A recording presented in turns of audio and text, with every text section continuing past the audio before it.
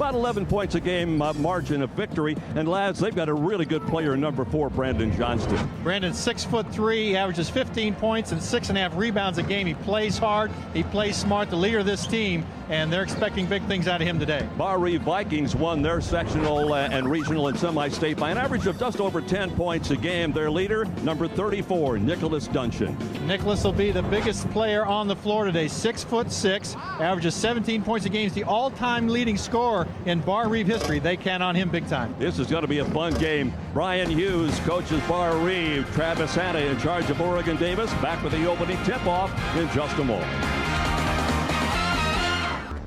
We are back now at Conseco Fieldhouse, getting set for the Class A state championship game between Oregon Davis and Barr-Reeve. John Laskowski, let's take a look at the keys to the game for Oregon Davis. Oregon Davis, number 1 in the state. They've got to stop Nicholas Duncan. He's the leading scorer for Barr-Reeve at 17 points a game, the all-time leading scorer in Oregon Davis history. And they need to score 50 points.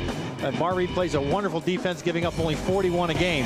They'll need to score points for Oregon Davis. And what about this Barr-Reeve ball club? They're ranked 4th in the state. Barr-Reeve's got an excellent program. They have for a long time. They've got a rebound. They're averaging just 23 rebounds a game, and they're going to have their work cut out for them against Oregon Davis. They need to score 50 points because Oregon Davis only gives up 41 points a game. So expecting a defensive battle today. Should be a great game. Class A state title is up on the line next on the Indiana Cable Network. It's Oregon Davis and Barr-Reeve, and we've got it for you live. Conseco Fieldhouse. Bacon Laz along with you. And Laz, one of the first things I noticed, they've opened the 3rd tier. We're going to have some tremendous crowds here today. Here's your starting lineup. First off for Oregon Davis. This is a ball club that comes in at 26-1. The Oregon Davis starting lineup averages 41.3 of the total 50.1, so 59.1. So Laz, they're going to depend a lot on that starting lineup. Well, and they return all 5 starters from last year. This is a team that went to the semi-state and lost.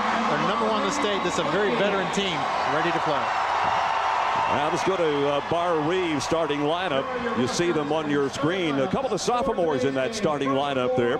They average 45.7, and as Laz pointed out earlier, they don't score a lot of points, 54.3. So they're getting about 7, 8, 9, 10 points off of their bench, Laz. So same scenario for Barr-Reeve. Well, they look for Duncan inside, and this team, 15 years in a row now, they've won 15-plus games. So it's a great history program. They start at young elementary players, build them up through the ranks, and they're ready by the time they get to the high school team. And I think you'll agree that most successful programs, no matter whether it's Class A or 4A, are successful because of the feeder program that starts down in as low as the 4th grade in some instances. Absolutely. We've seen that at Barr-Reeve. Well, it's an interesting day, and as they introduce the players here at Conseco, interesting day. Laz, if you wanted to go to Hamlet, Indiana today, you might get lonesome. You're talking about Oregon Davis, aren't you? Oregon Davis is at Hamlet, Indiana, 139 miles north of Indy, about 27 miles southwest of South Bend. The town is named after a guy named John Hamlet, who established the town back in 1863. And the school enrollment is 246. I've got a feeling that they've got 2,246 here today. They did bring some fans. They're only 8 miles west of Plymouth. Plymouth will be playing the 3A game. So a lot of folks from Northern Indiana down here in Indianapolis today. Well, they could have shared a ride down today. They almost could have. Shared a bus down today. Lights are getting set to come back up here at Conseco Fieldhouse as we get set for the 4A championship game. As we mentioned, Oregon Davis coming in at 26-1. Their only loss was to John Glenn High School, 49-43. That was in the Bi-County tournament mid-January. They had beaten Argus and Culver Academy in the first couple of games and then lost to Glenn by 6 points for their only loss of the year. 3 losses for Barr-Reeve, one of those at Forest Park, and that Forest Park is a 2A team that was very, very good this year. Low-scoring game, 43-39. A 3-point loss to 1A Lagodi, 46-43, and then at Vincennes Reveille were beaten 66-58. So their 3 losses come down to an average of only 5 points a game. So they were in every game this year. And those 2 of those losses, they had a couple players that were hurt, injured, didn't get to play. This is a team that will play man-to-man defense, each possession very important. 45 different sets on offense. They've got a lot of different plays that they can call. led, of course, by Duncan, just a terrific player and kind of dominates the game for this team. But he'll be going to Southern Indiana to play his college ball next year down in Evansville. I spoke with him very briefly as they were warming up, and I said, what do you prefer, Nicholas or Nick? And he said, Nick is great, so we can go either way with this. So you see the graphic at Nicholas, he likes to be called Nick. Sometimes you can't pay much attention to what you get on the official entry sheet because Nicholas could be, could be almost anything the way the players are these days. Barr-Reeve, of course, is down in Montgomery County. Davies County, Montgomery is the city, kind of on the way between Bloomington and Washington. You go right through the Barr-Reeve area. They're very proud of their school in that area. And Brian Hughes right there, wonderful coach, 15 years now on the job. And you see 241 and 111, 85% of the wins, games he plays, he wins. He does a wonderful job there at Barr-Reeve. Yeah, Barr-Reeve at Montgomery, 113 miles southwest of the city. The coach who we were talking about, Brian Hughes, spent 3 years at North Vermilion and 4 years at Fountain Central. So the numbers you saw, 241, 111, the winning percentage at Barr-Reeve. And he's had 22 years of coaching overall. Becky had some really successful team. Oregon Davis, coached by Travis Hanna, 5th year at the school, won 56% of his games, 8th year overall. He was a head coach up in Michigan, up in the city of Brandywine, Michigan. And for 3 years up there, he's a graduate of Triton High School and Bethel College. His assistants, Ryan Reese, Jim Ash, Sean Johnston. And that Sean Johnston, by the way, is indeed Brandon Johnston's brother, and he also was a 1,000 career scorer for Oregon Davis High School. So as we're set to go, in the red uniforms, you'll find Oregon Davis. In the white, Barr-Reeve. And we're set to play for the 1A championship here at Conseco. The opening tip controlled by Barr-Reeve. Barr-Reeve will work the goal to our left. There are your officials, Steve Kabachkoff from Crown Point, Tim Filston from Plymouth, and Ron Day likewise from Plymouth. They could have jumped on the bus and driven around with them also today. Right. A lot of folks from up north. Little jump shot right from the free throw line, nothing doing. Rebound comes off into the hands of Oregon Davis. 2-3 zone defense the first time down for Oregon Davis. Gave him good rebounding position for that board. Oregon Davis, school colors are red, white, and black. Long range three off the mark. The rebound yanked out of there by Duncan. You notice, Jerry, the two stripes. The blue stripe is a three-point line. It goes right around the top of the key. The red stripe is an international line. It will not come into play in today's game. That's up. You see those colors out there, don't get confused. Wide open look on the left side, but nothing doing. Good look down at the corner that time, but Drawer. Ball deflected off of Barr-Reeve on the pass. That's 2 possessions now. Both times Oregon Davis a 2-3 zone. As we'll see how the motion offense is what Oregon Davis likes to run. We'll see what they can do against a zone defense. Barr-Reeve with an interesting color combination. Some of the kids wearing those long black socks that have become kind of prevalent. Inside shot off the mark by Johnston. The battle for the ball. He had 4 white shirts all over him. It's out of bounds, and the ball goes to Barr-Reeve. The Magic is calling you to a celebration 50 years in the making, where the worlds you love shine like never before. Join us for the Walt Disney World 50th Anniversary Celebration. At Brownberry Organic, we know that when we take care of the earth also takes care of us. You'd be surprised by our environmentally friendly way of baking breads. Our ingredients are farmed per strict USDA organic standards that make the soil richer and promote biodiversity. Our bakeries are powered by renewable wind energy. And we donate 1% of our revenues to environmental causes as members of 1% for the Planet, so that future generations can flourish too. Brownberry Organic Bread. Great taste that's sustainably baked. I think the kids are both a little nervous on each team here, Jerry. They haven't played like they have on the coming year. Oregon Davis #1, Barr-Reeve #4. Just a little bit of juice here. The biggest arena they've ever played in, the most crowd they've ever been in front of. They'll settle down here shortly. Yeah, I think we saw the same thing last 3 weeks ago when we did the girls game. It just took them a while to get settled down. It's tough. Still no score with 6:40 to go in the opening quarter. It's one and done as far as rebounding is concerned. You can see Duncan has the real size advantage. Got that ball low on the baseline, just missed the shot. Oregon Davis working the perimeter. Watch the battle inside because Duncan is the guy that we're going to keep an eye on. And Flugstop is also a pretty good sized guy. 6'3" senior for Oregon Davis. And again, last no offensive boards. Yeah, Barr-Reeve is a man-to-man defense, and Duncan already his second rebound. Pull-up jumper, first points of the game. Ethan Knepp getting his first 2 points. Knepp comes in average just a touch under 12 points a game. 5'10" sophomore. Yeah, just a sophomore, so he's getting to play a lot on the varsity and still has 2 years to play. 5'10", not real big, but an excellent guard. Barr-Reeve on top, 2-0. As last pointed out, clubs just try to find themselves, if you will. Johnston's turnaround shot is off the mark, and a whistle and a foul, the first foul of the game. And let's introduce our sideline guy today, who's going to be busy. Todd Mello. Good morning, Todd.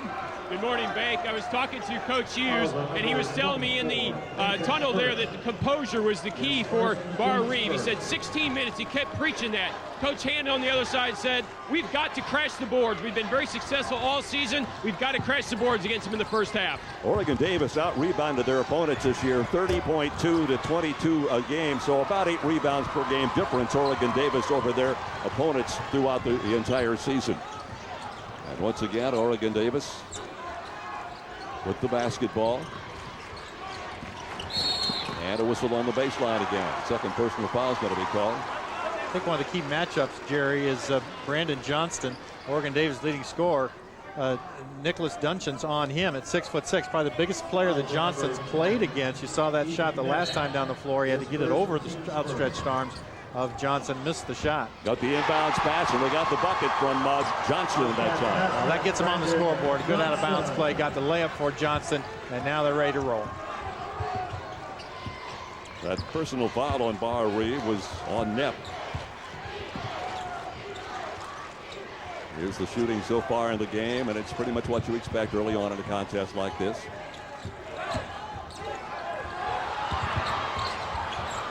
They'll get settled down. Traveling violation. We got it inside, and Logan Knepp with his second turnover for the ball club kind of shuffled his feet that time. Ethan Knepp, number 10, and Logan Knepp, number 40. They're cousins. Both getting a start here for a state champion. There's a lifelong memory those two family members will have. You betcha. It's a 2-point field goal. They say he had his foot on the line that time. Egger gets the field goal. At the other end, the three-point attempt is off the mark, and the rebound comes off to Brandon Johnston. Johnston in a hurry to get it up court. 4-2 now for the Bobcats. I mentioned both these teams play great defense. Right now, it's more missed shooting that's impacted this low-scoring game so far. A good-looking move inside that time. Heavy traffic that time, but nonetheless, Sweeney managed to get his way around it, picks up his first couple of points, and the big lead of the game for Oregon Davis. Now at 4, 6-2. Full-court pressure there by Oregon Davis, just trying to mix things up. Oregon Davis fans are across the way at the top of your screen, and they are really here in mass today. Nice rebound, first offensive board actually by Logan Knepp. Down to the baseline, out of bounds. It will stay in the hands of Oregon Davis. Take it, Barr-Reeve. We'll take a timeout with 3:45 to go here in the opening quarter. It's a 6-2 basketball game. Oregon Davis out in top. Both these ball clubs are well coached, very fundamentally sound, and Oregon Davis got itself down early on last 2-0, but they've scored the last 3 field goals. They've hit their last 3 on a 6-0 run right now. Well, they've really calmed down, made their shots, and Barr-Reeve's just 1 of 6 from the field, so they haven't found the mark yet. Both these teams in the season shoot over 55% from the field, so they're good shooting teams. They play great defense. That's why they're here in the state championship. Barr-Reeve with the basketball, wearing the home white uniforms, dropping it inside. But boy, there's a great defensive effort by Johnston that time. Ball tapped in the air. They'll manage to maintain control with 3.5 to go here in the opening quarter. Wide open look on the right side by Knepp. Off the mark, the rebound comes down to Duncan. And Duncan will miss it, and a foul is going to be called on Oregon Davis. Barr-Reeve still trying to figure out this zone defense. It's 2-3 by Oregon Davis. They've only made 1 of 7 shots now. They got that offensive rebound. But they've got to figure out a way to score today against this zone. Foul is on number 12, Ryan Sweeney. That's number 1 of the game on him. Long range 3. Got it. just nailed that thing, did Ethan Knepp. That's the 50th three-point field goal on the season for Ethan, a 5'10 sophomore, one of the youngsters starting for Barr-Reeve. Now Barr-Reeve in the zone, same 2-3 zone that they've seen Oregon Davis put on them. We'll switch here on the defense. Justin Egger out at the point, off to Sweeney. Air ball thrown up and controlled on the baseline down there by Logan Knepp, the sophomore, the 6'3 sophomore, playing in his 26th game of the year. Boy, a great break at the other end, and Knepp's got all 7 of the points now for Barr-Reeve. He's a terrific player. Again, just a sophomore, but playing with great maturity here, kind of leading his team.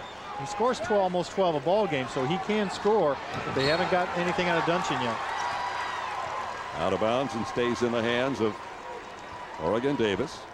Knepp is a kind of a familiar name up in that part of the state. Here is Ethan. There's the 3, set his feet well, leaned right into that, made that shot. Barr-Reeve substitution, a 5'9 junior, Ross Seal, number 20, will make his first appearance in the lineup. Now Oregon Davis will go to the bench, and they will insert 32, Austin Corneal, a 6-foot senior, averaging 5 points a game. Seal averages 2.5 per game. 2.5 minutes to go in the first quarter.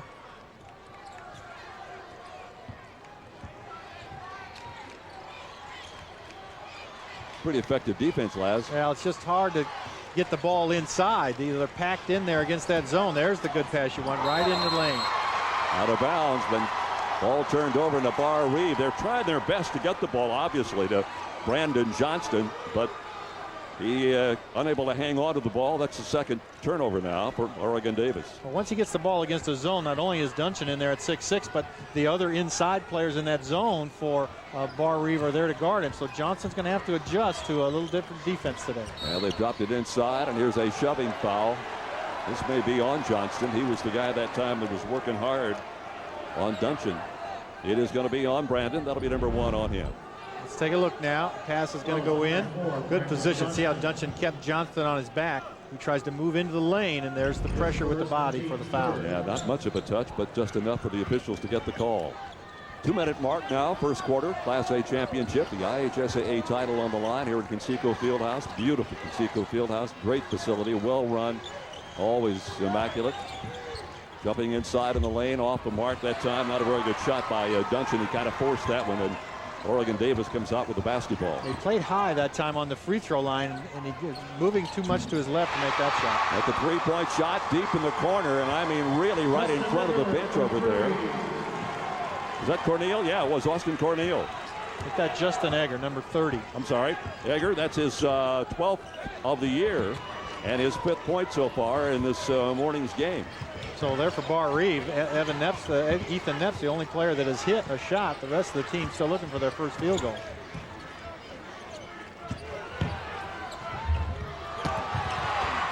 Out of bounds to Oregon Davis. Nathan Furch got the rebound, but then lost it. It went off a Barr-Reeve player. There's Brian Hughes. And that is Travis Hanna. They're both concerned. You know, if you're going to score 40 points a game, then you get 10 per quarter, and both teams are right on line. Yeah, about 10 a quarter is all we're going to get out of this one, Jerry. Yeah, you figure this is a 50-point type basketball game at best, based on pass accuracy. Nice fake on the baseline that time. But the look down there, and Nathan Furch took over and hits his first 2 points of the game. He's a 6'2 senior scoring 10 a game. He knows what to do out there. Looks like Oregon Davis really starting to settle down now. It's an 11-7 affair. Oregon Davis out in front. Yeah, I think if either one of these teams gets a 50, Jerry, that's going to be your winner because they both play such good defense. They're taking their time on offense. It's going to be a very low-scoring game. Well, let's see here. Barr-Reeve may be content now to play for the final shot of the quarter. And Oregon Davis likes to play a fast play game under control, but they have not been able to do that so far against Barr-Reeve. Mark Rohrer, the 5'10 senior, is the guy with the basketball. His teammate out there is Ethan Knepp, also a sophomore. And the clock is, as you can see, now running down to 10 seconds. Now they'll start the motion. Well, they moved the ball exceptionally well, but boy, it's hard to get in the middle. They'll pull up the three-point shot off the mark. Knepp got knocked to the floor, but no foul. And that'll be the end of the first quarter. Low-scoring affair, pretty much as we expected. After one, it is Oregon Davis 11. The Vikings of Barr-Reeve 7 for the Class A title on the Indiana Cable Network. Interesting first quarter. The first couple of points of the game belonged to Barr-Reeve, 2-0. Then Oregon Davis jumped out to a 6-2 lead. Barr-Reeve battled back with 5 straight to take a 7-6 lead, Laz, and then Oregon Davis finished up with 5 consecutive points. So we've had an interesting first quarter of play. Who's this guy jumping in here with us, Laz? Well, I tell you, it's a pretty important man in the state of Indiana, I'd say, Jerry. Well, the governor, Governor Mitch Daniels, nothing else to do today, so he's decided to come to a basketball game, for crying out loud. Nice to have you, Gov. Never miss this day. Oh, this is terrific, isn't it? Barr-Reeve with the steal, the driving layup off the mark, tipped up once, twice, no good. And the rebound comes off to Oregon Davis. They got the lead pass up court, long range shot up and good. The foul is called. Johnston will get the bucket, and he'll go to the line with the personal foul. We'll take another look at this great outlet pass that time, and Johnston in a hustle to get up court. Look at Barr-Reeve has a great chance here to make this layup. They miss it, then Johnston gets the long pass at the other end and the foul. Something about Governor Daniels, something about the small town basketball. Both these communities have supported their teams today. The crowds are here. It's just fun basketball, isn't it? Yeah, I've been in both these communities so many times, and I can testify the kids they raised there are taught good values and obviously good basketball. Are you a fan? Oh, huge. And at all levels. I'm still getting over Butler last night. Oh, I know. This will help. That was a terrific effort by the Bulldogs. They made us proud even in the loss to Florida last night. 14-7 ball game. This is the biggest lead so far that Oregon Davis has had. We've had 3 lead changes. Oh, what a beautiful behind the back pass to Nathan Birch. That was showbiz. I didn't think we'd see a fast break in this whole game. We got 2 of the top 8 or 9 defensive teams in the state, but there's 2 back-to-back. Well, Laz and I were talking about that. This score is already getting higher than we anticipated. Here's a look at it again, Laz. Well, they're getting a little loose now. Look at this pass. It's not flashy, but that was the pass he needed to make, or the defender would have stole the pass in front of him. So a very good look. Easy basket. It's got Oregon Davis really juiced up now, 16-7. The momentum definitely on their side. You like the pass? You like that fancy stuff? I don't know. Did Coach Knight let you pass behind the back? Don, I don't remember that. We didn't get to do that. You got to do it one time. one time, and then it's gone. Now, you might have seen some of that last night, though, at the Pacer game. They sure played well against the Heat and Shaquille O'Neal. I thought I was in the wrong arena. Where did that come from? No, that was big fun last night. Who's running the state now? I don't much care today, you know. Now wait a minute. You know, this is too important to talk about that stuff. This is one of the days where you can come and actually perform a civic duty, let the fans see that you're here and be a part of this, and still take some time off. You know, as I say, I've been in every town here and every town, I guess, in the state, and so I always run into people I've met out on the road. And I got my old friend Homer Drew with me today. Really? So I'm learning a little bit about basketball. Coach Drew from Valpo, he's a wonderful guy. He would know something about basketball. Yeah.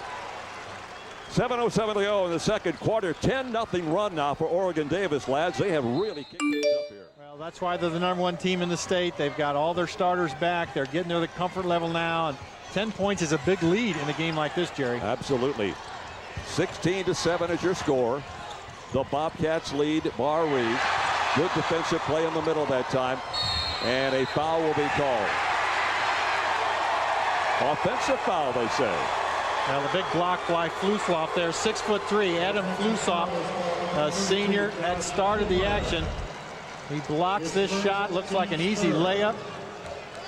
And then a foul against Barr-Reeve. Nothing going right for Barr-Reeve right now. Foul is on Pielmeyer. That's the first of the morning on him. A little over a minute gone here in this second quarter. At the end of the first, it was a very tight ball game, and all of a sudden it's been blown open by Oregon Davis.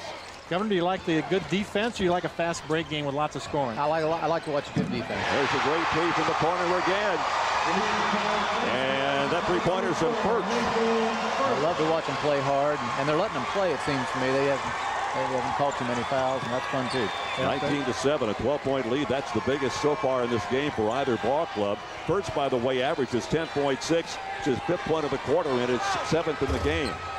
Good block out that time, beautifully inside by Logan Nepp.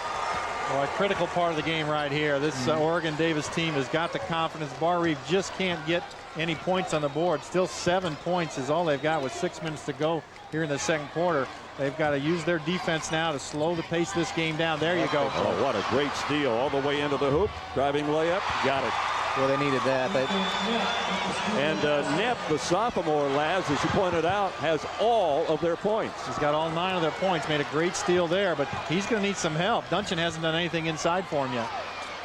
Three-pointer up and good again. Boy, they love that particular spot at the sideline over there. That basket by Nathan Furch again. Back-to-back triples for Furch, giving him 30 on the season. Well, their confidence way up now. This pace is a lot quicker, Laz, than I thought it was going to be. Well, Oregon Davis will run under control. They do like to do that, but then they come down at the other end. They play such good defense. They keep the other team from scoring a lot of points. Little bobble in the middle, but they got it back outside. Open look, nothing doing that time for Mark Rohrer. See, the rebounding is such a big key. I mentioned Barr-Reeve had to get some done. Oregon Davis controlling the board. Somebody better call timeout, don't you think?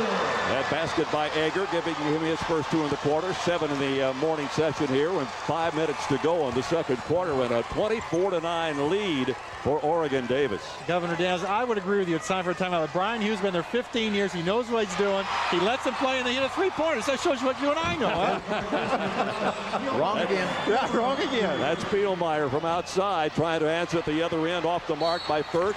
Put back up, whistle and a foul. That's why he's sitting over there and we're sitting over here. See, because he knows what he's doing. And that foul, I believe, will be on Duncan. And Nick will get his first personal foul. Laz, your point well made. Duncan, averaging 17.1 and 7.3 rebounds, has yet to put his name in the scorebook. And remember that first play, Jerry, when Brandon Johnston got inside and he had to shoot over Duncan, and it was not a good shot from 3 feet. I said he has to learn how to play against a bigger guy. That time he just took it right up against him, got the foul, and got 2 free throws. So I think the spurt that Oregon Davis has put on has really given Johnston some confidence, and he's showing it today. 1 out of 2 free throws for Johnston, giving him 2 out of 3 for the game. Half a dozen points for Brandon, about half his total of 13.4 average on the year.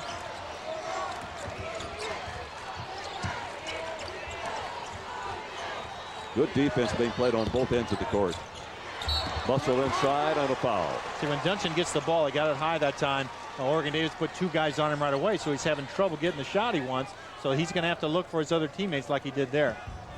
Foul's going to be on Egger, and Justin's first personal foul. See, as Oregon Davis tries to recover from that double team, it gives Nepp a chance to get the ball down low. He gets fouled. So Oregon, Barr-Reeve just got to play a little smarter on offense. Obviously, get it to the open man. At the free throw line, Logan Nepp. This one's off the mark. You'll get to Governor. You went to a little school called North Central of Indianapolis. You going to be able to stick around for tonight's game?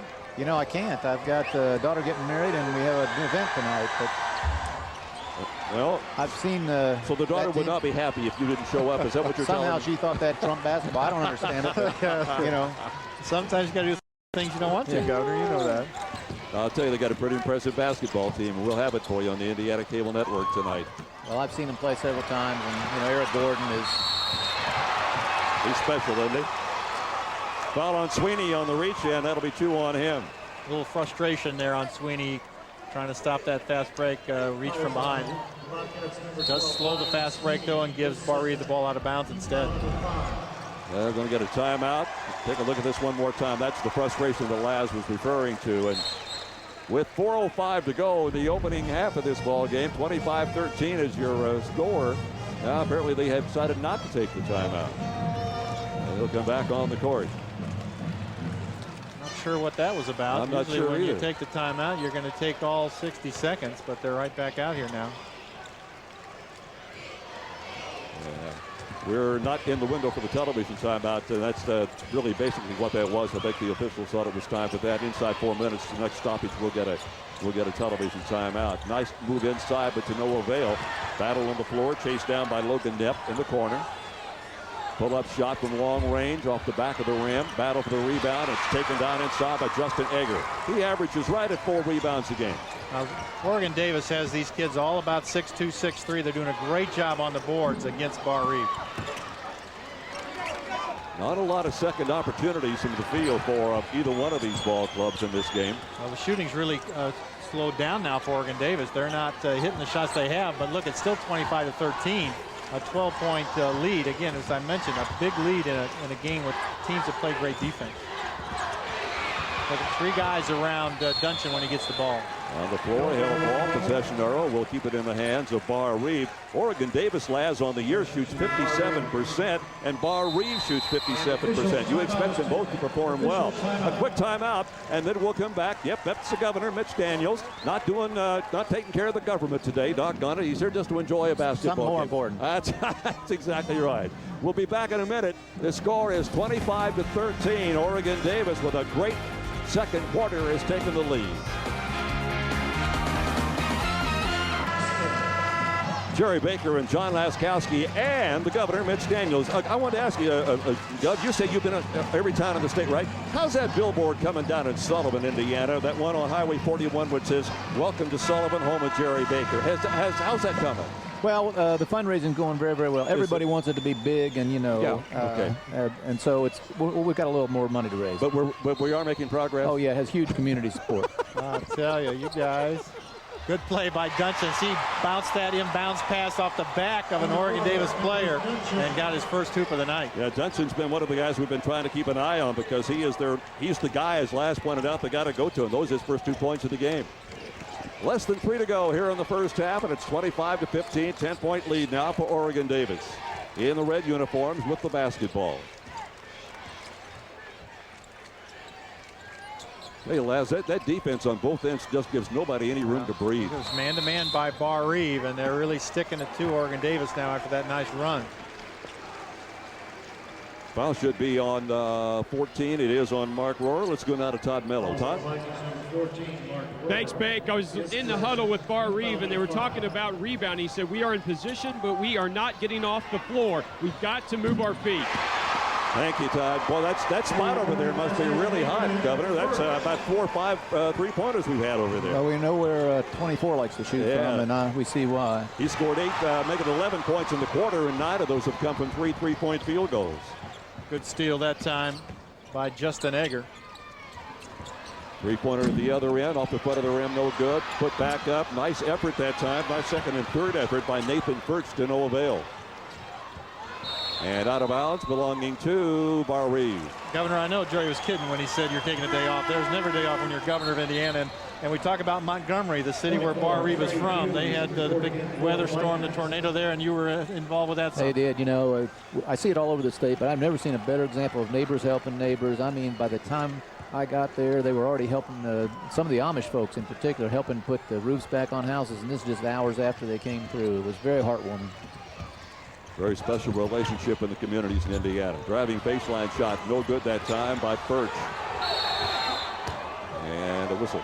Jerry, there's a layup that Furch tried that he'll make 100 out of 100 when he's back at Barr-Reeve, and somehow he misses that here when it's in the state championship. Barr-Reeve just struggling offensively, just 15 points now, or almost through the half. Ryan Hughes could have not expected that. His team scores 54 a game, and they're stuck on 15 now just for the half. Yeah, Les, they only had 7 in the first quarter. Now they put but 8 on the books in the second quarter of play. They've been behind by as many as 15 has Barr-Reeve.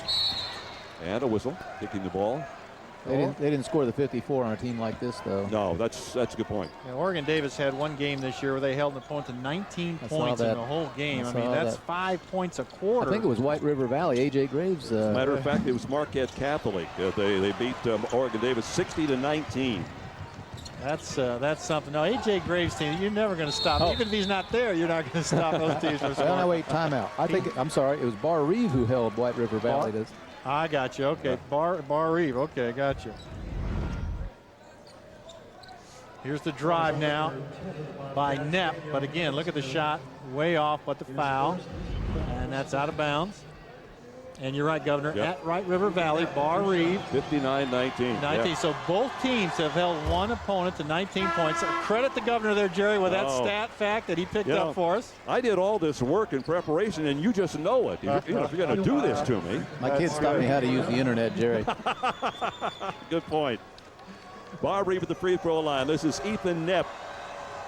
First free throw for him. Second one is also good. Good free throw shooter at 83%. Interesting story we'll try to get to if we get a chance about the Neps. And talking to Brian Hughes about the Neps from that area up there. A lot of them up there. Change of defense by Barr-Reeve. A little 2-3 half-court zone trap. It almost caused a turnover there. So Barr-Reeve's got to try some different things now. Change this game around. Oh, nice play, nice defensive play, nice effort at the other end. They got the bucket from Mark Rohr. That's what I mean right there. They pressure the half court. They make the steal, get the easy basket. Now the 1-2-2 zone, they're right back at it. Now a timeout. This could be an important minute if Barr-Reeve could creep a little closer here. You're exactly right, Governor. They need to get some momentum going in that locker room so that they can regroup and come out for the third and fourth quarter. And here we go again. Last another look at it. There's the steal. Neps good hands, and then he flips it high to Rohr. And look at this one, bounced around before it finally went in. No easy basket for Barr-Reeve today. And we're talking about the name net, Laz. And when I talked on Monday to Brian Hughes, the coach at Barr-Reeve, he told me a few years back he had at one time 5 players named Nep on the floor at the same time. How about that? And he told me also that I think it was in the 8th grade when he was teaching and working with the kids. They had 21 kids in the class, and 19 of them were named Nep. I mean, Jerry, that's a broadcaster's dream. Oh, it's great. I mean, what do you have to do? Nep to Nep to Nep to Nep. Yeah. Oh, man, that'd be a treat. But that's it's a very common name up in that area, and they were all good players, I bet too. Oh yeah. Well, in fact, I asked him. I said, "Was that just something you want to do?" He said, "No. They were players, by golly." Well, those family reunions on Sunday afternoon, they weren't about eating; they were about playing ball. That's right. Good pressure by Barr-Reeve. See, Oregon Davis can take their time now. Barr-Reeve has to pick the tempo up with that press, but Oregon Davis, another good hoop. Well, that's a nice baseline move by Egger. He has 9 points now. He averages 11.8. Governor, I know you're a big fan. Did you play much ball as a youngster growing up? Until everybody else got taller, then it was wrestling after that. Okay. But your love was the basketball. You seem to know a lot about the game and enjoy watching. Hey, wrestling's become a big deal here at Conseco Fieldhouse at the state championships too. Been to those too? Final 15 seconds of the first half. Oregon Davis took command of the basketball game, got ahead by as many as 15, but Barr-Reeve doing their best to get back into this thing. Long 3-pointer off the mark that time. Duncan really struggling offensively in the first half. It's out at the buzzer, it's off the mark, and the halftime score is going to be 30-19. Governor, we appreciate very much you coming to spend some time with us, and from a non-political standpoint, we wish you the best in taking care of our great state of Indiana. Well, Jerry, it was a lot of fun. You guys are nice to let me be here. I've listened to you guys for years, and never expected to sit here. Well, so you have something to put on your resume in case this governor thing doesn't work out. It's not as hard as you guys make it look. Oh, get out of here now. Great to see you, Governor. Thank you. Governor Mitch Daniels, our special guest today. Let's go now to Todd Mello. Todd? Thanks, Mick. I'm here with Travis Hanna. Coach, this is your first state finals. You guys aren't playing like it. Well, we haven't shot the ball well in the last month. Believe it or not, we were able to come out today and knock down some shots. That's been key for us. We just have to make sure we can defend the three-point line in the second half, keep rebounding. You said something in the first half about rebounding. Are you very impressed with your rebounding in the first half? Well, our rebounding and our defense carried us all year, so we still gave up a few offensive. We got to correct that in the second half. Good luck, Coach. Thank you. Back to you, Bake. Thank you. Just a brief comment, Laz. You know, I'm not a political guy. I really don't swing it away, if you will.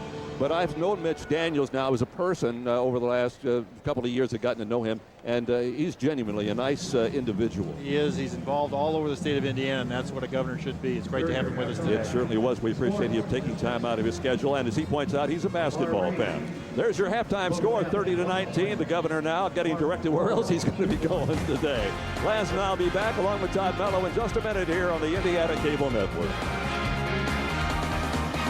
There's your score at halftime. It's Oregon Davis 30, Barr-Reeve 19. Jerry Baker and John Laskowski back with you. Laz, let's take a moment and revisit what we talked about at the start of the telecast today, the keys to the game, and see if anything is out of whack as far as we're concerned. All right, we talked about the defense that both these teams play. They do a wonderful job. For Oregon Davis, they had to stop Nicholas Duncan. They have done that. They've done a wonderful job on Duncan. He only has 2 points, just that one basket, and scoring 50 points. They're only at 19 now, are the Vikings, so they're not going to get there. But for Barr-Reeve, they got a rebound. They're being out-rebounded 17-12, so a 5-rebound advantage for Oregon Davis, and that looks like Barr-Reeve's not going to hold Oregon Davis to 50. They're already at 30 at the half. Now, last 1 point to make here. It's an 11-point difference at halftime, but there was a point in that second quarter when Oregon Davis had an awfully good chance to really blow this game wide open. They did. They built that big lead. Then their shooting started to go away. They're still over 50% on the half, but they missed some of the shots coming down. Barr-Reeve made a little run there at the end of the quarter. All right, take another break, come back, and more halftime activities for you likewise here at Conseco Fieldhouse. Glad you could join us. It's the Class A championship game of the Indiana Cable Network. Well, just kind of a brief recap here. At the end of the first quarter, Oregon Davis led 11-7. At that time, Barr-Reeve very much in the game. Then all of a sudden, the Bobcats of Oregon Davis took on a run and got the lead to 15. And at halftime, they're up by a 30-19 score. Let's head across the court now. Todd Mello with a special guest. Todd? Thanks, Jerry. I'm here with Gary Donna with Hoosier Basketball Magazine. Gary, what an incredible state finals so far, the first Class A. Well, I'll tell you what, it's very competitive. I think Oregon Davis has so many weapons. Barr-Reeve has the two standouts, and Nick Dunsham and Ethan Neff, but they haven't quite got into flow. But Oregon Davis is hitting you from every angle right now. Tell our viewers about Hoosier Basketball Magazine. You've been doing this for a number of years. Well, this was our 37th year, and it's a comprehensive survey of all high school, college, and pro basketball in the state. Over 800 teams, over 1,000 pictures, 800 schedules, and it's truly a statewide effort, and we appreciate the cooperation of the coaches and media over the years, and we're referred to as the Bible of basketball in Indiana, and we appreciate that as well. How long does it take to put the magazine together? It's basically a year-round process. We'll be starting gung-ho here in April, so April through October is basically the time that we actually put it together and produce it. Tell us a little bit about the upcoming games. What do you see in the Class 2, 3, and 4? Well, I think in 2A, Northwestern has 4 double-figure scores.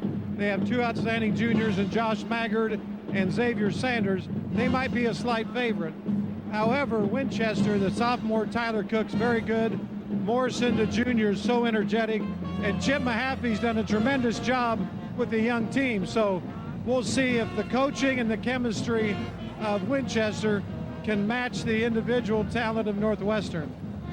Thank you very much, Gary. Oregon Davis leads against Barr-Reeve in the Class 1A. We'll be right back on the Indiana Cable Network.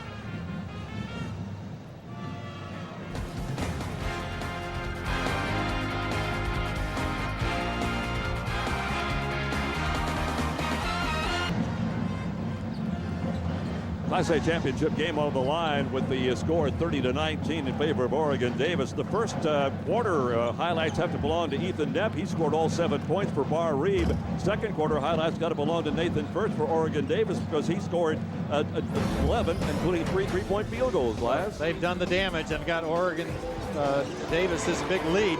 This is Nepp getting started in that first quarter. He is hitting from the outside. He made 1 of 2 from 3-point range. Now Barr-Reeve tries to make a comeback, but Oregon Davis still too strong. They take it inside here. That's Ryan Sweeney, and First got hot from the outside. Here he is hitting from the baseline on a 3-point shot. Here's a drive down the middle, fake the pass, and then a nice bank shot from straight on. 19-point second quarter for Oregon Davis to take the lead to 30-19 at halftime. We'll take the break and we'll return with live coverage of the Class A championship game here on the Indiana Cable Network. Oregon Davis Bobcats heading back out onto the floor. Here come the white-clad Vikings of Barr-Reeve High School. Time now for the first half stats, brought to you by Saturn. That tells the story. Look at the shooting difference there, 52% for Oregon Davis. The 3-point action helps Oregon Davis as well. They out-rebounded. That's why they've got this lead. Look at 9 assists for Oregon Davis. They're moving that ball around. Barr-Reeve gets the ball to begin the second half of play, and they need to get something going, and a foul called early on Oregon Davis. As I mentioned, Dunsham, their leading scorer at 17. He only got 2 points and 4 rebounds in that first half. He played all 16 minutes, 8 minutes in each quarter. So it's his last game as a senior. He's got to come through and pull his team together. She tried to make that first play right there, got fouled, and get the ball out of bounds again to Barr-Reeve. The bank shot is up and good by Nepp. 13 points now for the youngster, averaging just under 12 a game. That foul, by the way, was on Adam Footstop. Here's the 3 from outside, no good. And the rebound chased down to the corner by Oregon Davis. That taken away. Picked up in there by Nicholas Duncan. He's the guy that got to get in the flow of the game right now. Got a 3-on-2 break. Got it inside. Missed the shot. And it'll be saved deep in the corner down there by Oregon Davis. Yeah, Nicholas did a nice job there to steal that ball. But again, Barr-Reeve had trouble when they got the ball in close. Couldn't get the shot to fall. The Oregon defense very sticky. You can see why they're #1 in the state. In the first half, 3 lead changes. Oregon Davis trailed by 2 at one point, 2-0 in the game, and came back and took off and stretched the lead up to 15 at one time. Now there's Duncan help from the weak side to steal that pass, so he's a lot more involved in the game here in this third quarter. Penetration inside, but red shirts everywhere. Just nothing free inside if you're going to play inside against Oregon Davis. And they'll try to drop it inside. Here's the move to Duncan, kicks it back outside for the long-range 3 that's off the mark and out of bounds. And with the ball back to OD, Oregon Davis. The Oregon Davis stays man-to-man now. Remember, they opened the game in zone. Now they're man-to-man. They double-team Duncan when he gets the ball. Rohrer had the wide-open shot, but unable to hit it.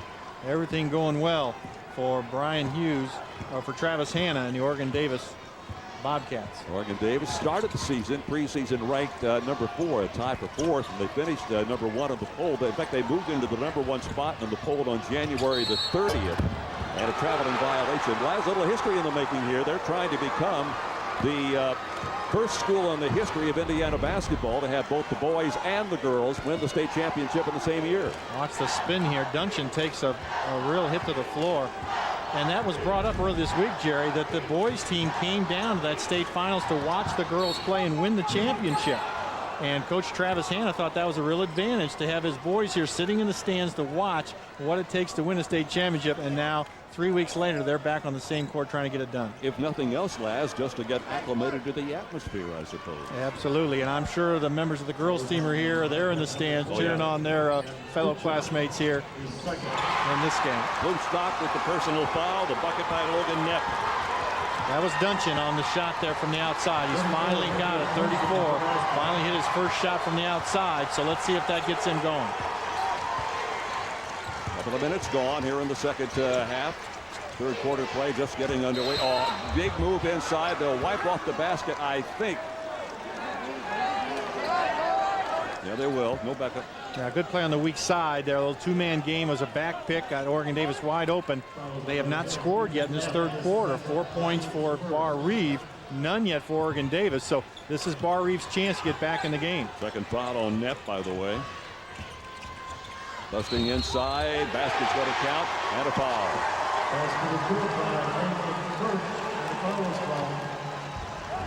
Nathan Furch, watch him on the drive now. Gets between two players there. Gets that ball to go, and the foul. Furch is having a wonderful ball game. 13 points in that first half, give him 15 now. Missed although the free throw. Missed that free throw.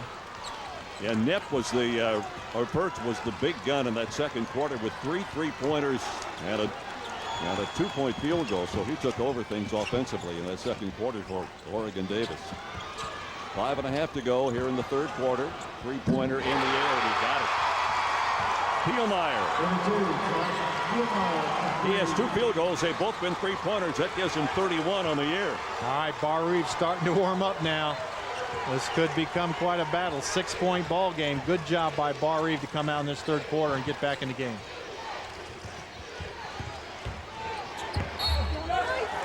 That's Johnston trying to bully his way inside. Didn't get the bucket, but he's going to go to the line. He might have twisted that right ankle a little bit. He's come up limping a little bit. He gets ready to take these free throws, but you could see he's not afraid to go up against Duncan. Second time now he's taken the 6'6" guy inside and tried to get that shot through him and drew the foul. That's Duncan's second personal foul. We'll have to keep an eye on him. Brandon Johnston, 56% free throw shooter. That's kind of low for a young man of his ability. First points in the second half, 7 points total, averages 13-4.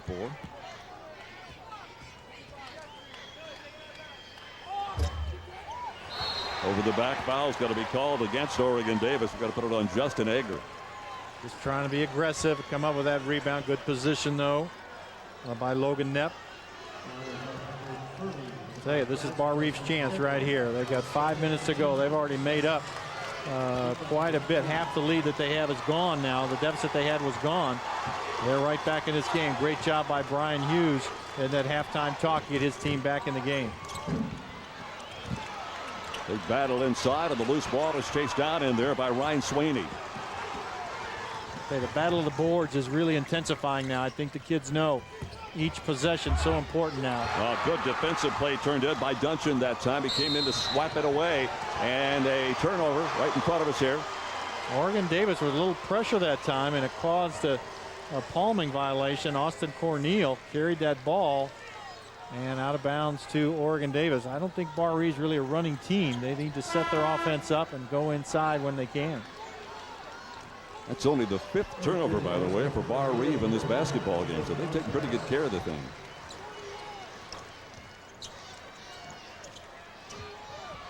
Oregon Davis doesn't sub much. They only played 6 guys in the semi-state. That's all they played here so far tonight.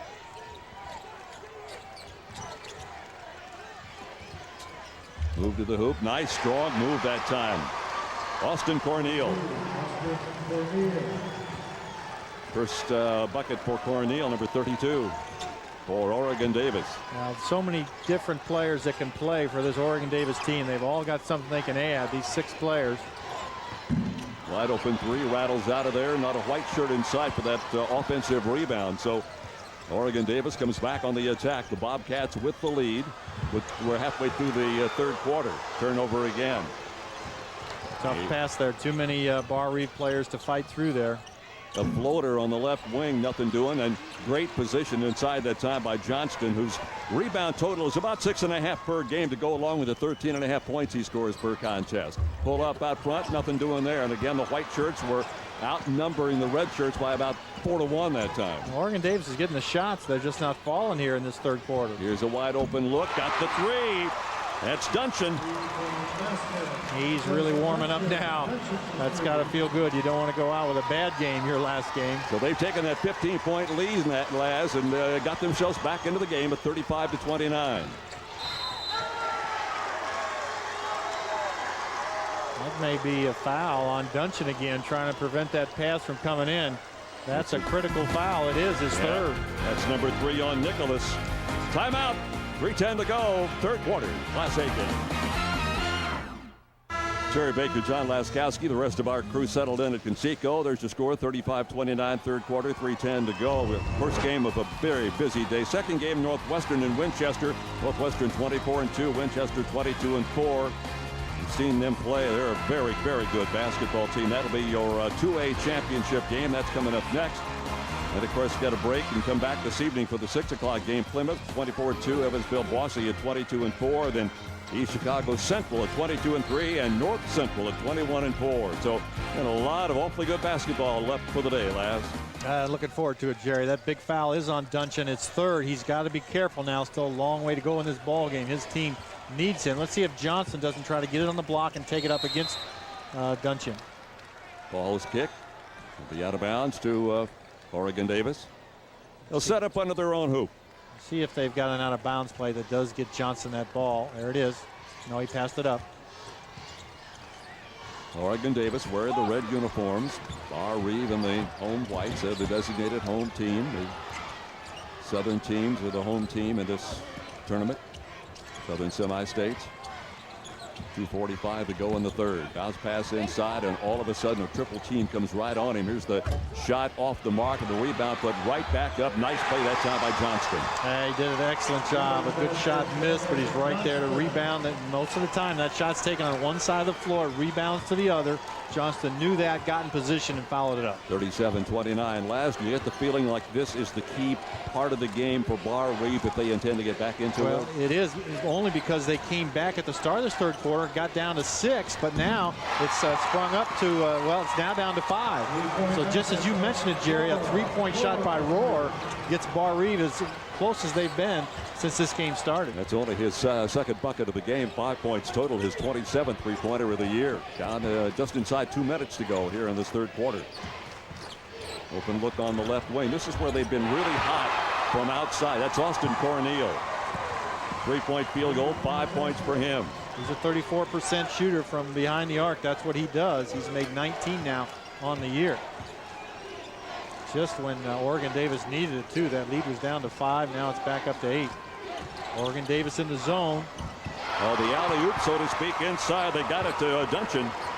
So you can throw the alley-oop against the zone if the low man will pick, and that gave Duncan a chance to slip behind him on the baseline. A set play on the zone defense. Very good job that time by Brian Hughes. Duncan with 7 now in the quarter. They got the ball inside where they wanted it again, and about the only thing that Ross Seal could do was smack the hands of Brandon Johnston. Here's that alley-oop play at the other end. All right, watch the screen low.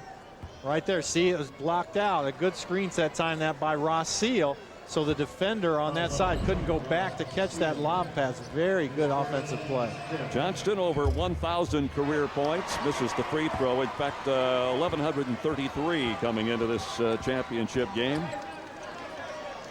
You mentioned his brother Sean. He's over on the bench. He was the star of the team last year.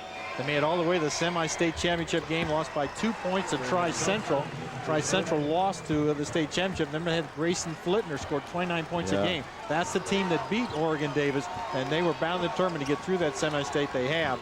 They're playing for the state championship now. Yeah, they went 23-4 last year, and we'll get a timeout taken by Barr-Reeve. Yeah, Oregon Davis 23-4, lost to Tri-Central in that semi-state. Final ranking last year, they were number 5 in the state.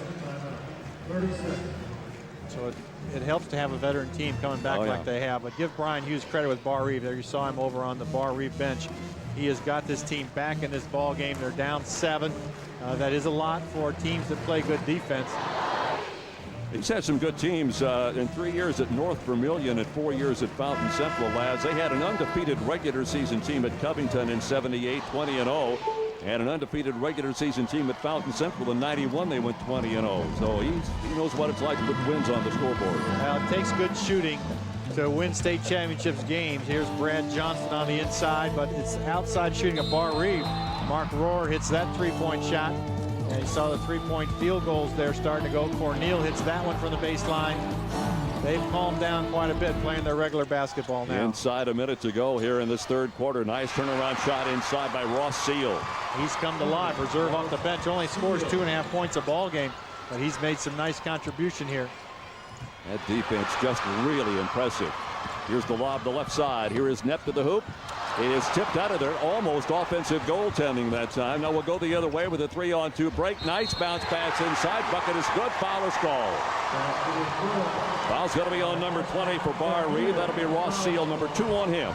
Boy, big turnaround there. Watch the fast break. Great pass to Cornell. But at the other end, Barr-Reeve had the layup and missed it.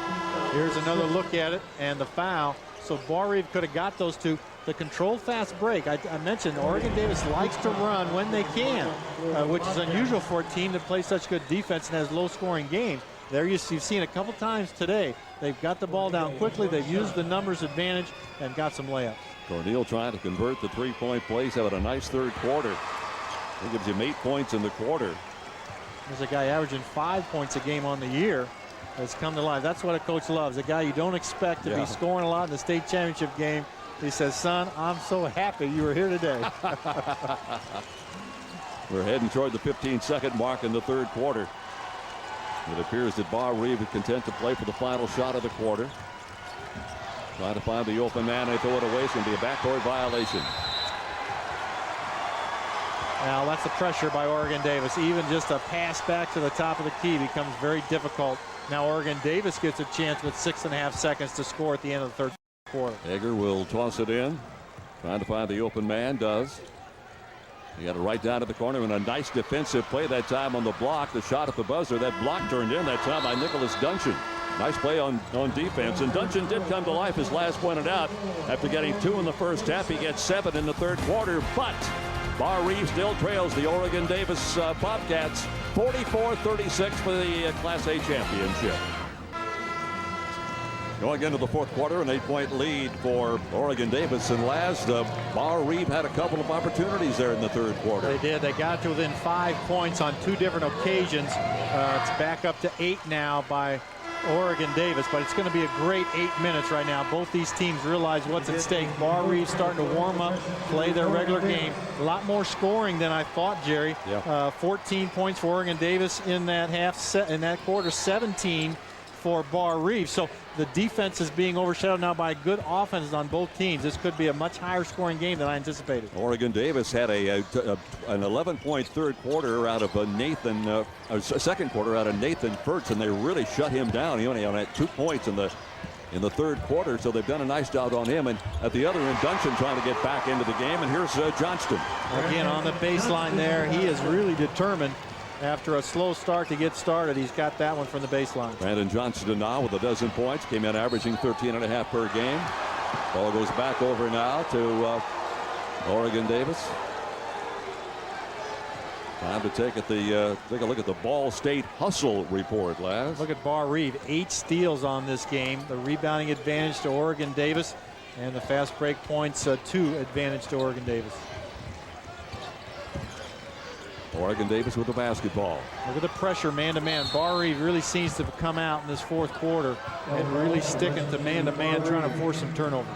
Held ball will give the ball to the possession arrow going to the Barr-Reeve Vikings. And it worked that time. Brian Hughes, he finished runner-up in 2002. He brought his team to the state finals. These kids here were all in junior high at that time. But Brian knows what it's like, and he's got just over 7 minutes left. Oregon Davis wants to take a timeout. Travis Hannon will call him over. Over the last 5 years, this is a club that struggled a bit, Laz. 55 and 52. It's interesting if you take a look here. They lost 46 consecutive games. They lost to the last 5 in 02-03, all the games of 2000, 2001, 2001, and 2002, and the last game in 99 and 2000. So they went 1-20, 0-21, 0-19, 4-17, 03-04, and all of a sudden they're playing for a state championship. That's unbelievable. Oregon Davis, 46 straight losses in the late 90s, early 2000s, and they got a new coach, Travis Hanna, is his 5th year. And he's got him in the state championship game. That's some good coaching. That is good. Coming up next, the 2A game, Northwestern and Winchester. I saw Winchester play at Southport High School last week. Southport Laz and I were down there at Southport Fieldhouse, and man, oh man, that's a good ball club. They went overtime to beat Providence. Great style of play we'll talk about during that game that they use. Oregon Davis comes off with a missed shot. Reach-in foul is going to be called on Barr-Reeve. It'll be on number 20. That'll be a Ross Seal. That'll be 3 on him. So he joins Nicholas Duncan in that third foul situation. Just trying to make something happen. There's the rebound. He's just trying to make a quick steal here. So he reached in across the body that time with that right hand, and that's the reason for the foul. He should have tried with the left hand for that steal. So now it'll be free throws for Oregon Davis. Free throws will be a key part of this fourth quarter, Jerry, because people are going to go for the steals. They're going to try to create things. You've got to make your free throws in these big games. Justin Ager has not been scoring in the second half. Rattle that one in there. 10 points now. It's his first free throw attempt. Ager came in averaging 11-8, 4.2 rebounds, and 4 assists per game. Nice, solid effort by the 6'1 senior.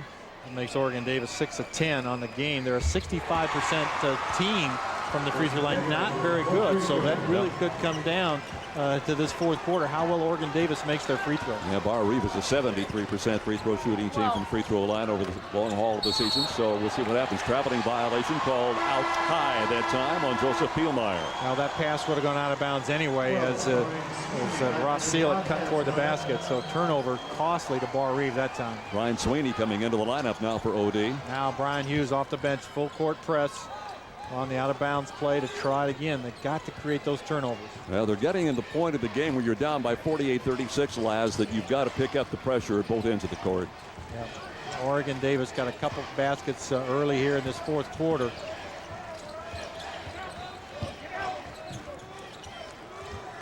Nice ball movement by Oregon Davis. Penetration inside, but a whistle prior to the shot would not have counted. Foul is called out on the floor. Ryan Sweeney, number 12, 6-foot junior, averaged about 6 a game. He's a 63% free throw shooter. Good baseball player on the baseball team. His free throw was good.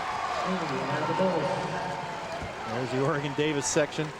They're watching that clock. How come that clock goes so slow? They're wondering, what is it about those fourth quarter clocks?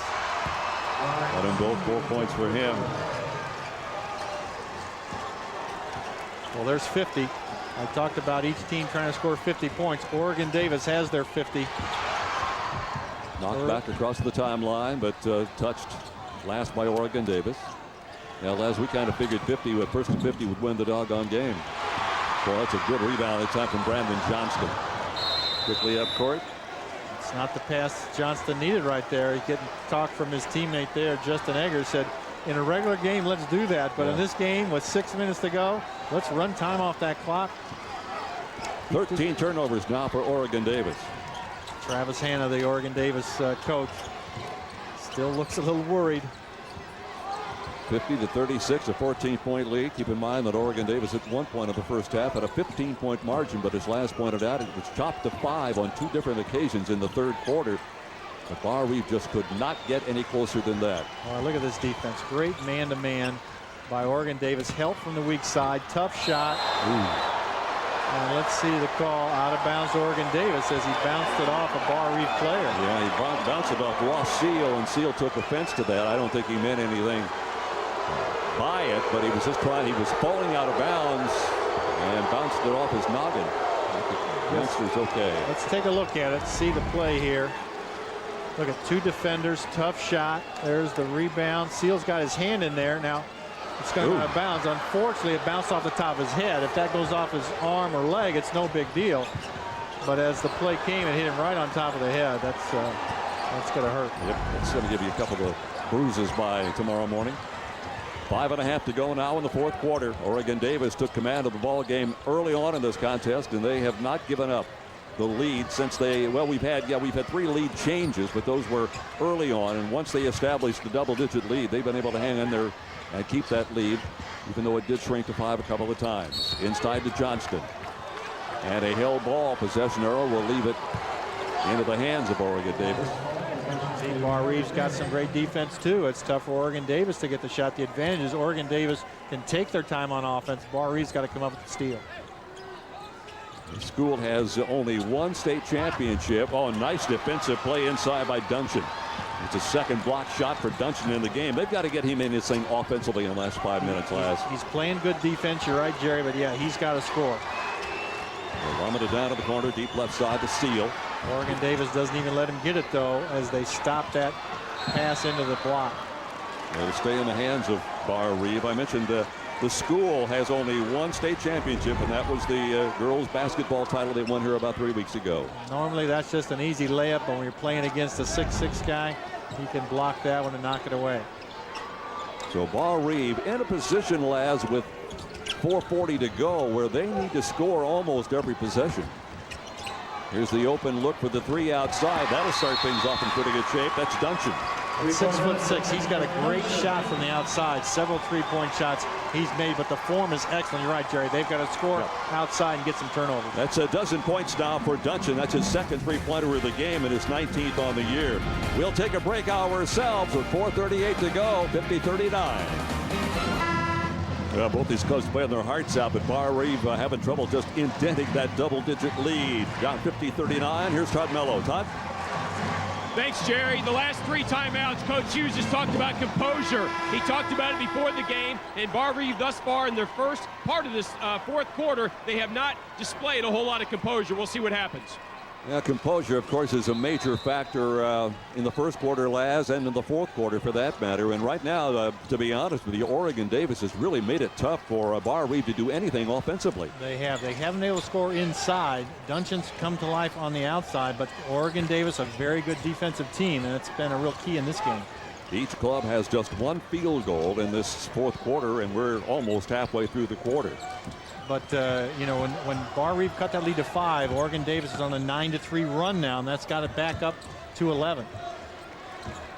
Look at them taking their time now. No time is their ally at this particular point of the game. Got a wide open man in front of us here, but instead go right out to the free-throw line. Nice little popper out front by Andy Flugstad. That's his first couple of points. Adams, 6'3" senior, averaging 8 points, 6 boards per game. Big shot right there. At the other end, they answer with Ethan Knepp. 3-point shots. That's what Barr-Reeve's going to have to do now. Quickly, they go to the press now. try to make that steal. 16 points now for Ethan. That's well above his average of 11.8. That was his second three of the game with 3.5 minutes to play in this fourth and final quarter for the Class A championship. They double him out high, and now they triple out high, but somebody got a hand on somebody. Justin Egger was the guy with the basketball. And the foul's going to be on Ross Seal. That'll be number 4 on him. Look at the double team out on top. That's sneaking from behind. Great job by Ross Seal. Just caught that wrist. That puts Egger at the line 74% on the year. Yeah, first shot is good. First trip to the line today. 9 points now for. Make it 11 points now for Egger.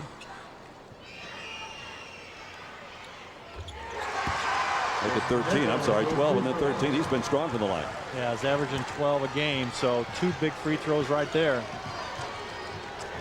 Egger, a 6'1" senior. He's done a nice job of spreading the wealth around offensively, his Oregon Davis.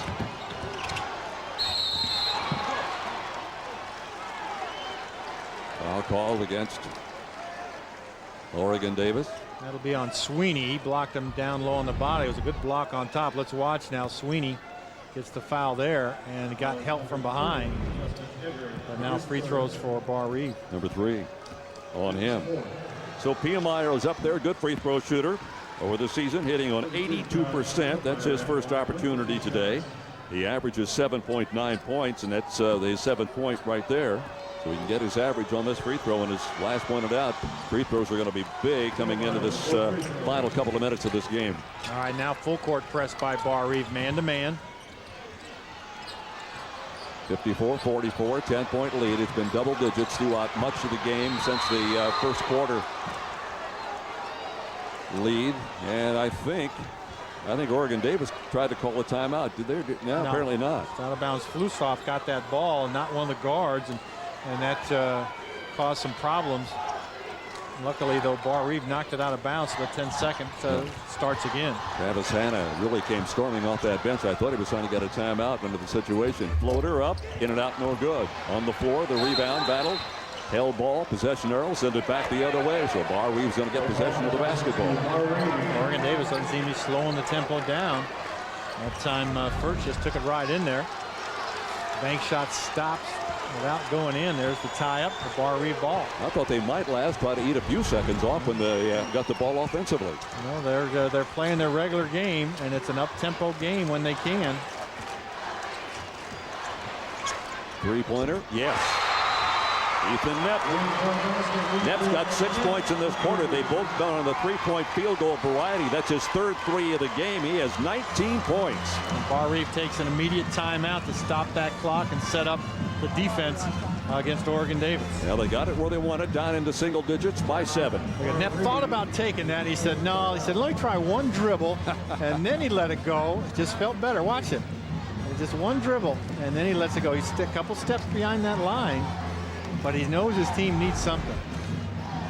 Yeah, there's a peek into the huddle of Barr-Reeve around head coach Brian Hughes, a graduate of Covington High School and University of Indianapolis. His assistants, Dean Scott, Aaron Ash, and Greg Weissman. Preseason ranked 4th. They finished the season ranked 4th. So they were basically, these two clubs were tied in the preseason poll at number 4. Season was all said and done. Oregon Davis number 1 and Barr-Reeve number 4. They have 4 returning starters. And as last mentioned earlier, in one of the games they lost to Vincennes Reveille, they had 3 starters out for that game. In that semi-state game last Saturday against Lanesville, Josh Pielmeyer made a 3-point field goal with less than 1 second remaining to give them a 46-43 lead in overtime to get the right to come to Conseco Fieldhouse.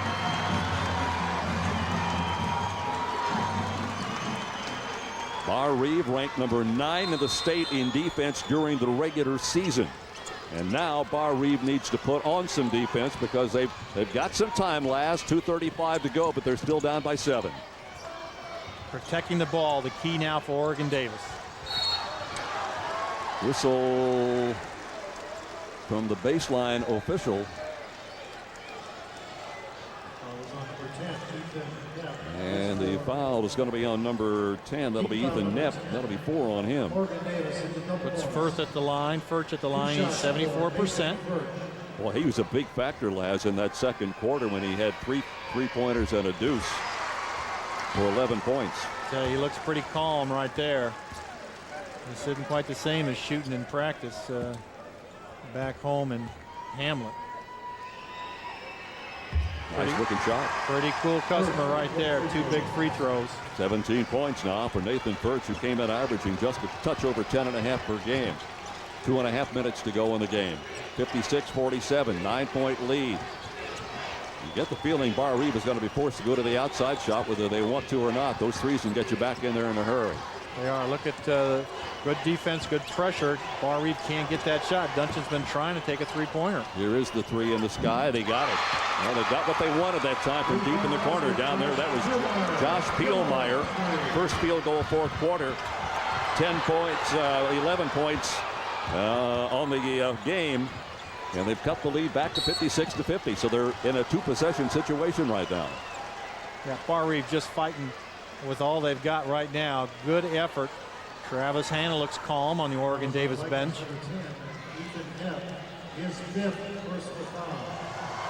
The foul is on Nepp, and he is out. He will leave the game, Laz, with 19 points. This youngster, a 5'10 sophomore, averaging 11-8 coming into the game. Had back-to-back threes in the fourth quarter, finishes up with 19. Well, he's discouraged right now, but what a wonderful effort. 7 points over his average, just a sophomore. He'll have 2 more years left. Brian Hughes very pleased with the job that Ethan Nepp did in today's state championship game. Terry Moore is our stat guy sitting right next to us. Laz, he points out something you had suggested. 10 of the 14 points this quarter have come from the free throw line for Oregon Davis. For Oregon Davis, that was the key. They knew they were going to get to the line a lot, and they had to make their free throws. 10 of 14 is excellent, and they still only have a 6-point lead. Free throw was good by Egger. They're a 65% shooting team on the year, but they far exceeded that here in this fourth quarter. Now 11 of 15. Egger with 14, Laz. He's 5 for 5 from the line in this period. Now 6 out of 6. And those free throws are so big. Boy, that is clutch. And then right away, Travis Hanna, Oregon Davis calls the timeout. Their fans really getting wild over there behind their bench. But these kids have been calm from that free throw line, Jerry. And again, I want to point out, Laz, and there's something I mentioned to you early on. We got people sitting way up in the rafters here. And that's terrific. Because what's happening is they've had to open up that upper section, and that section over there behind Oregon Davis, that thing goes all the way up to the ceiling. Well, remember, there's only 246 students there, so it's not just students, it's family, it's friends, it's Hamlet, Indiana. Yeah. All here in Indianapolis. Yeah, the only people back there are the law enforcement people, I got to believe right now. Well, this is just one of 4 on the day, Laz, and I got a long day. Happy to be with you, and coming up next, of course, is the two-way game. And then later on tonight, well, there's your Northwestern Winchester battle. That's going to be a fun game to watch because these two teams, I think, are going to be kind of similar to these two teams here. You're going to see an awfully good basketball game. And then, of course, later on tonight, we're going to swing out with 6 o'clock to Plymouth, Evansville, Boise, and then East Chicago Central. And if you have not had a chance to see the exploits of one E.J. Eric Gordon, you're in for a thrill. Tell you, Jerry, the high school kids are taking part of the college action. You know, college kids paint their face. Yeah. And now you're seeing the high school kids with the mask. That is great. It's great team spirit to support your team at this high school games. One of the first things I do when I go to a high school game, Laz, is find out where the student section is. Because if you're sitting behind them, you ain't going to see nothing the whole game. They stand up the whole time. They stand up and they go at it, and it's great. The spirit is just terrific. You get the feeling that Barr-Reeve could just get this thing down to workable a situation. They might have a shot at it, but they're just not able to get the job done. They fell behind early, the team of the white uniform, Barr-Reeve, and they've been in a battle ever since. Now the steal, the turnover, quick pass inside, and a great defensive play down along the baseline. Now the loose ball. And again, pressure. They get it outside to Johnston, who'll get it across the line. They got basically a 2-on-2, so they just dig it back out to the free throw line. Now they set the offense up again. Good effort over Oregon Davis. Barr-Reeve pressuring all over. They control that ball, and now the foul comes. But Barr-Reeve looked like they had a layup at the other end. Oregon Davis makes the steal. All right, let's watch now. Here's the pass. There's the layup. Boom. out of nowhere. That's Ryan Sweeney with a huge steal. That's a big play right there. That would have cut the lead to 6, but instead he can bring the lead back up to 10. Furch missed that one. It's his first miss. He's second miss, 2 out of 4. 17 points for the youngster, who came in averaging a touch under 11 a game.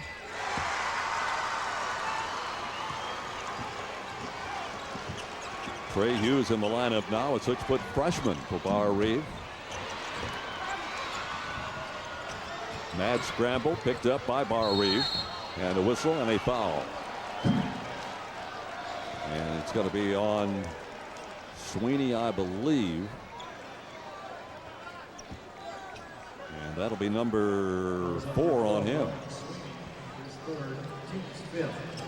1:07 to play in the game. Now they're just going to have to go to the outside shot whether they want to or not. Yeah, but look at the pressure Oregon Davis has not let him get that shot from behind the arc. Got a wide open look deep in the left wing. Rebound is going to be out of bounds. No, save down to the corner. Nice save down there. And a whistle. Blocking foul. Oregon Davis, we mentioned both ball clubs came in shooting 57%. I'm going to have to check with our guys, see what Barr-Reeve's percentage is right now, because it certainly can't be where they want it to be. No, they were only 30% in that first half. They're 37.5 right now. Yeah, that's well below their average. They just haven't been able to get those shots to hit. Egger filling up the score sheet from the free throw line here in the fourth quarter. He's 7 for 7. He did not score in the third. He had 9 points in the first half, so 16 on the morning for Justin Egger. Well, I guess we're in afternoon now, Lance. And you look back at this ball game, you're going to look at the free throws that Oregon Davis made in that fourth quarter when the pressure was on, and extending their lead now to 11. That's the difference in the ball game. Fourth quarter free throws. Oregon Davis has shot 14 free throws here in the fourth quarter, and they own the defensive boards. And a reach-in foul. And I think the folks from Oregon Davis can start celebrating. Their girls were champions. They beat Oakland City Wood Memorial here at Conseco a few weeks back, 54-46. Angela Boyle won the Mental Attitude Award, so they got a double award, and that was the first state championship in the history of Oregon Davis, and they're about to get, Laz, I believe, number 2. Well, I'll tell you, Jerry, that's a fact you brought up about the 46 straight losses over a 3-year period, and that was only 7 years ago. Yeah, I know. When these kids would have been in elementary and junior high. They would have been in elementary school. And they're thinking, why do we want to go to the games? We lose every game, Mom and Dad. Why do you keep dragging me to these games? Well, they get a new coach in Travis Hanna. They turn this thing around. Look at him hugging his players over there. Brandon Johnston comes out of the ball game. He gets a big hug. Look at the opposite on the Barr-Reeve bench. Ryan Sweeney over there getting a hug. And, of course, it's the thrill of victory and the agony of defeat. We see it every time it's a state championship. Another nice free throw. Boy, I'll tell you, Egger has been strong at the free throw line here in the fourth quarter. Barr-Reeve's emptied their bench, so all their kids have had a chance to play in the state championship game. And Oregon Davis will do the same. Put back on the miss. Now we're down to 19 seconds. Rebound comes off to Oregon Davis. Now they don't have to do anything with it. Timeout to get some reserves in by Oregon Davis. Good call. Both coaches will do that. Travis will do that for Oregon Davis. Brian for Barr-Reeve. Barr-Reeve is going to finish up the year, Laz, 23-4, but a remarkable effort. They just couldn't get, in my opinion, they couldn't get Duncan in the flow of the game offensively today. They couldn't, and part of that credit goes to Oregon Davis for their defense. But Barr-Reeve finally ran into a team they're having some trouble with. But they have a great program. You don't win 15 games over the last 14 seasons like Barr-Reeve has without having great help. Albert Kavanaugh works with the 4th, 5th, and 6th graders, and he'll start here next week on Saturdays. He brings them in for 2 hours. They start to work, and these kids, I'm sure they're here watching this team play today. They want to be out there, so that's why Brian Hughes had such good success over the years as helping that young program get started. Barr-Reeve has never won a state championship in basketball. They were the runners-up back in 02. They lost to Rossville 79-68. Brian Hughes, the coach that year, they were 24-5. They were 19-5 last year and lost in the sectional to Lagodi in 2 overtimes. Got a nice percentage over the last 5 years. Barr-Reeve is 79-41. It would not surprise you last year. Look at the youngsters on both these squads. See these same two teams back here again next year. Yes, they do. They both have underclassmen who played quite a bit. 5 seconds to go, and it's going to be an Oregon-Davis State Championship. They'll get it up in a hurry. Here's the layup. It is up and good at the buzzer by Anthony Yoder. First 2 of the game, and the game is over. 63-52 in favor of Oregon-Davis as they win their first ever boys state championship. Second championship in the history of the school, and the first time in IHSAA history that both the boys and the girls teams have won the championship in the same season. His 66th victory, Travis Hanna, is the one he'll remember the most of all 66 he's had at Oregon-Davis. Well, happiness abounds for the folks from Hamlet, Indiana. Members of the Northland Conference. Will Ostrauser is the athletic director. Greg Briles the principal. William Rensler is the superintendent there. At the other end, Barr-Reeve, Blue Chip Conference. Brian Hughes, he's also he's not just the head coach, he's the AD there. Travis Madison's the principal. Brian Harmon the superintendent. Enrollment of 203. And Laz, this was what you and I talked about at the very outset of the telecast. I love the fact these young, small schools and communities get a chance to stand center stage. There you see the sportsmanship, both teams congratulating each other. Obviously, Barr-Reeve not feeling as good as Oregon-Davis, but this is what these fellows have to learn. Sometimes you lose the game, how do you react? Sometimes you win the game, how do you react? And obviously, Brian Hughes is going to be back. He's been here twice now, lost it twice. But wonderful program. I bet he brings the team back here soon. Yeah, one of the things that Commissioner Blake Rest talks about in that Monday meeting is somebody wins, somebody loses, be a good sportsman, a good sport. We're waiting now for the presentation of the Mental Attitude Award. Phil Inescu Mental Attitude Award, Arthur L. Trester Mental Attitude Award. And Deb Stevens out of Caston is on the stage right now. Let's pick her up. To assist in the presentation of the 2007 Arthur L. Trestle Mental Attitude Award for Class A Boys Basketball. A Mental Attitude Award is presented in each of the 20 IHSAA sports. This award is based on scholarship, mental attitude, leadership, and athletic ability. In addition to the award, Indiana Farm Bureau Insurance, the proud corporate partner of the IHSAA, will award a $1,000 scholarship to the winner's school. Since 1989, over $551,000 in college scholarships have been presented by Indiana Farm Bureau Insurance to deserving high school students in our state. On behalf of the IHSAA, please join us in saying thank you to Indiana Farm Bureau Insurance for its generous support of our student athletes.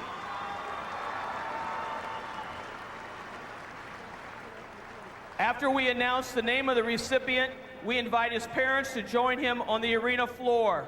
The recipient of this award, while a student in grade 12, was nominated by the principal and coach, excelled in mental attitude, athletic ability, scholarship, and leadership during the 4 years of high school, participated at a state finals in the sport, and was selected by members of the IHSAA Executive Committee.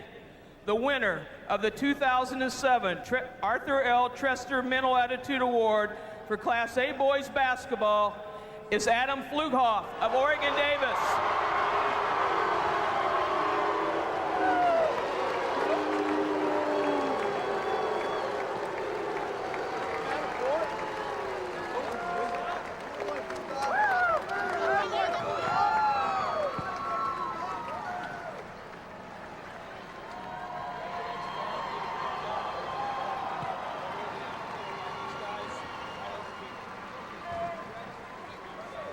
Adam Flugstop of Oregon Davis, the Arthur L. Trester Mental Attitude Award winner last. He's number 1 in his class of 52 students. Will present a check in the amount of $1,000 to Oregon Davis High School. This money will be added to the General Scholarship Fund in the name of Adam Flughoff. Thank you again to Indiana Farm Bureau Well, he's a nice young man. He only scored a couple of points today. We'll get a chance perhaps to chat with him in a couple of moments. Class A championship belongs to Oregon Davis. Oregon Davis wins the Class A title, 63-52 over Barr-Reeve. Not only did they win their second championship along with the girls, Todd Mello, they also win their second consecutive Mental Attitude Award, and you've got the winners. I do. I'm here with Adam Flugstop. And Adam, what an incredible opportunity for Oregon Davis. You guys have won 2 state championships in 3 weeks. Yeah, that's pretty amazing. Came down here and cheered the girls on. We came down and won ourselves. And his mom, Peggy, is right here with me with his dad. And Peggy, you got to be very proud of your son. I'm so very proud of him. No one could be any prouder than I am of Adam. And Adam, you're going to Purdue to study engineering, right? Yes.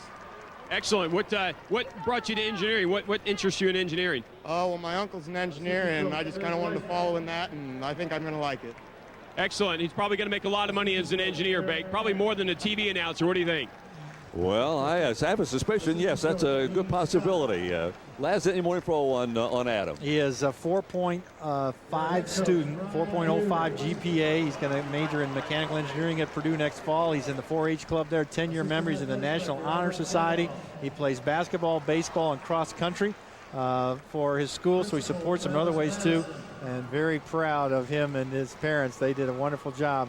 He only got 2 points in the ball game, but the Trester Award is about your mental attitude, and Adam shows a fine job at that. He'll be a great student at Purdue, I'm sure. Just a brief explanation of how this happens. Each school that comes into the state finals is asked to submit a candidate for the Mental Attitude Award. And then as the game goes on, it is not decided until literally the game is over, because what happens is they want to see how this particular player that they're looking at reacts, if you will, throughout the game. Now, he has ability. The game that he has is irrelevant on the floor, as we point out, 2 points for Adam. So, but they want to make sure that this young man handles himself well. And so then literally with about halfway through the fourth quarter, we get the information from the board of directors, and then very quickly Jason Willie gets back in the room back there, and they type up the information on that, and that's how that all comes about. Let's go back again to Todd Mello. He's got the winning head coach.